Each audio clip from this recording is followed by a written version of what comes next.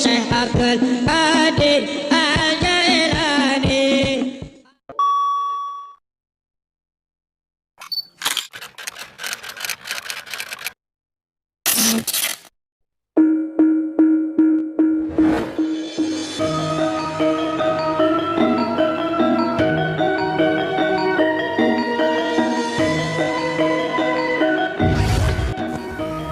Assalamualaikum warahmatullahi wabarakatuh. Sahabat keramat wali, di video kali ini kami akan membahas sejarah dua Maung Panjalu. Selain dikenal berkat situs lekong dan upacara adat Nyangku, Panjalu Ciamis juga dikenal dengan mitos Maung Panjalunya.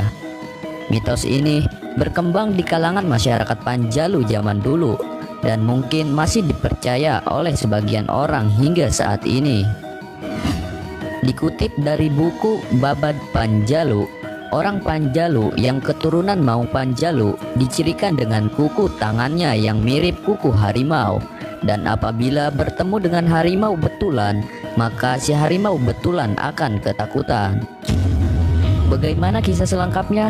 Simak video ini sampai habis.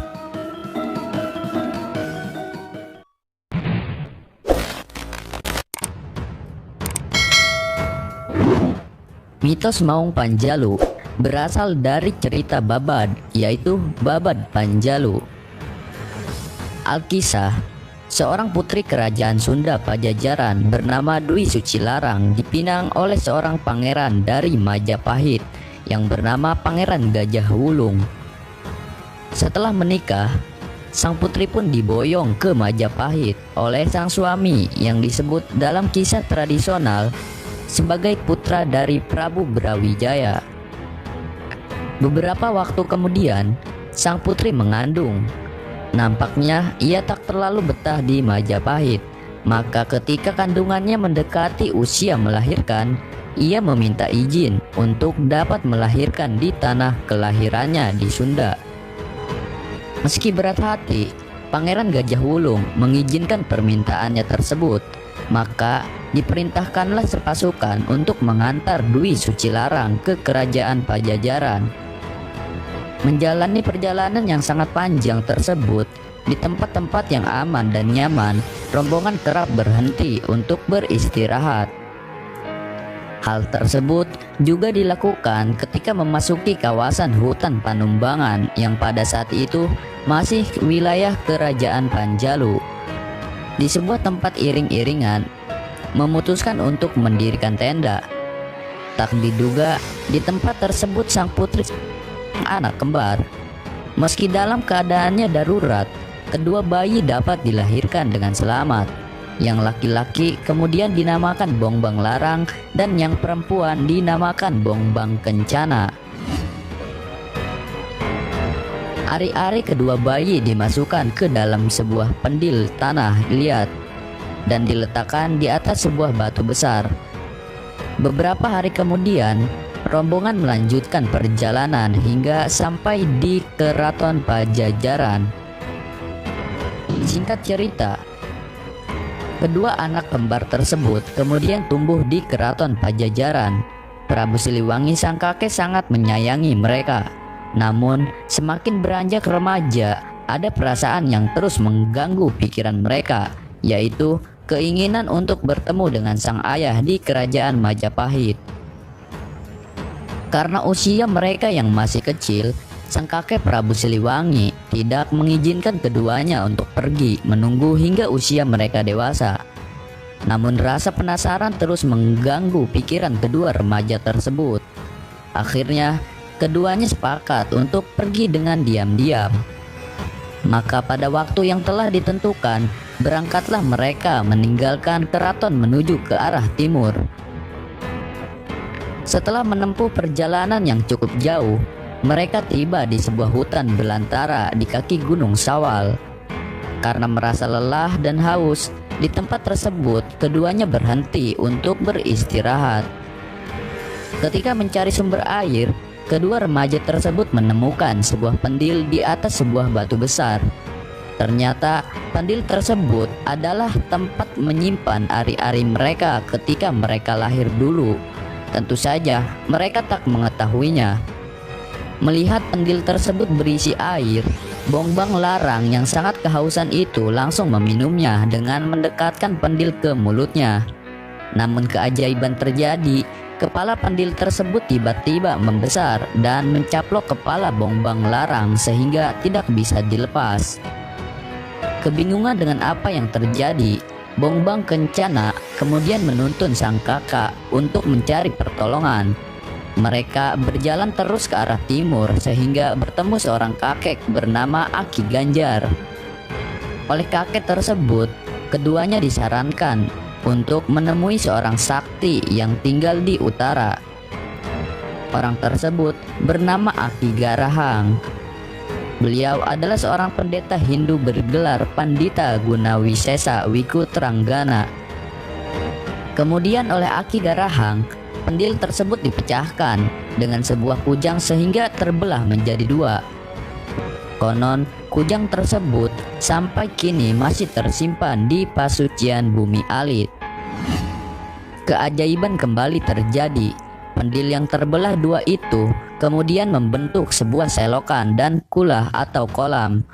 Selokan tersebut selanjutnya dinamakan Cipang Buangan, sedangkan kulahnya dinamakan Pangbuangan.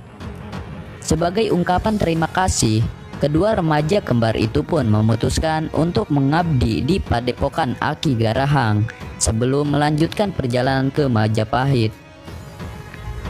Suatu hari, Aki Garahang hendak berpergian untuk sebuah keperluan.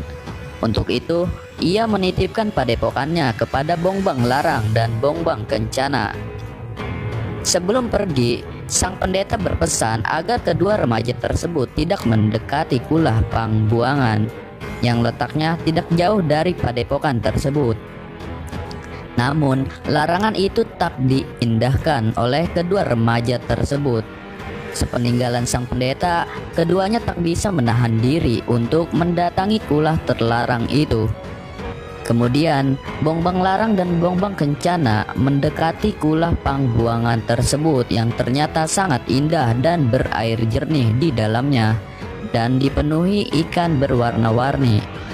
Melihatnya, Bongbang Larang tak sabar untuk segera saja menceburkan diri ke dalam kulah itu. Sementara sang adik hanya membasuh kedua tangan dan wajah sambil merendamkan kedua kakinya. Betapa terkejut keduanya kemudian saat Bongbang Larang naik ke darat, wajah dan seluruh tubuhnya telah ditumbuhi bulu lebat seperti seekor harimau. Demikian juga dengan Bongbang Kencana. Ketika melihat tubuhnya di permukaan air itu, wajahnya telah berubah sehingga tak sadar menceburkan diri ke dalam kulah. Keduanya pun kini berubah menjadi dua ekor harimau kembar, jantan dan betina. Singkat cerita, ketika Aki Garahang pulang dan mendapati dua ekor harimau di padepokannya, ia terkejut. Hampir saja kedua harimau itu dibunuhnya karena dikira telah memangsa Bongbang Larang dan Bongbang Kencana. Namun kemudian ia segera mahfum dengan apa yang terjadi. Ia pun tak bisa berbuat apa-apa. Aki Garahang berpendapat bahwa kejadian itu sudah menjadi kehendak yang kuasa. Aki Garahang kemudian menasehati keduanya dan berpesan agar mereka tidak mengganggu orang Panjalu beserta hewan peliharaannya. Bila melanggar, mereka akan mendapat kutukan darinya. Kedua anak harimau tersebut kemudian berjalan tak tentu arah hingga sampai di Cipanjalu, yang merupakan kebun milik Keraton Panjalu yang ditanami aneka sayuran dan buah-buahan. Di bagian hilirnya terdapat hancuran tempat pemandian keluarga kerajaan. Ketika sedang berjalan di kebun tersebut, kaki mereka tak sengaja terjerat oleh sulur-sulur tanaman paria oyong atau sayuran sejenis terong-terongan, sehingga jatuh ke dalam gaul atau saluran air tertutup terbuat dari batang pohon yang dilubungi. Hal itu menyebabkan aliran air di bagian hilir tersumbat oleh tubuh mereka. Keesokan harinya, Prabu Sanghayang Cakradewa terheran-heran ketika melihat pancuran di pemandiannya tidak mengeluarkan air. Ketika diperiksa, ia sangat terkejut melihat ada 2 harimau kecil yang menyumbat saluran air. Hampir saja kedua harimau itu dibunuh oleh sang Prabu karena khawatir membahayakan masyarakat. Namun setelah mengetahui bahwa keduanya adalah jelmaan putra-putri kerajaan Pajajaran, sang Prabu menjadi iba. Ia pun kemudian menyelamatkan keduanya dari himpitan saluran air itu. Sebagai tanda terima kasih, kedua harimau itu bersumpah di hadapan sang Prabu untuk tidak mengganggu orang Panjalu dan keturunannya. Bahkan bila diperlukan mereka bersedia datang menolong dan melindungi orang Panjalu yang berada dalam kesulitan. Namun terdapat kekecualian. Perlindungan tidak akan diberikan kepada mereka yang meminum air dengan cara meneguk langsung dari tempat air minum, dan yang menanam atau memakan paria oyong serta yang membuat gaul saluran air tertutup. Orang-orang tersebut tidak akan menolongnya. Selanjutnya kedua harimau kembar itu melanjutkan perjalanan hingga tiba di keraton Majapahit, di mana sang ayah ternyata telah bertahta sebagai raja. Sang Prabu sangat terharu dengan kisah perjalanan kedua putra-putri kembarnya. Ia kemudian memerintahkan Bongbang Larang untuk menjadi penjaga di keraton Pajajaran, sedangkan Bongbang Kencana diberi tugas untuk menjaga keraton Majapahit.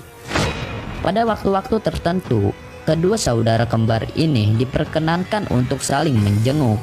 Maka menurut kepercayaan masyarakat Panjalu zaman dulu, kedua harimau maung Panjalu tersebut akan berkeliaran untuk saling menjenguk pada setiap bulan Maulud.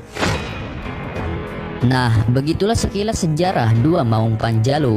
Semoga dapat menambah wawasan kalian dan semoga bermanfaat, dan tunggu video sejarah dan keramat para wali selanjutnya dari kami.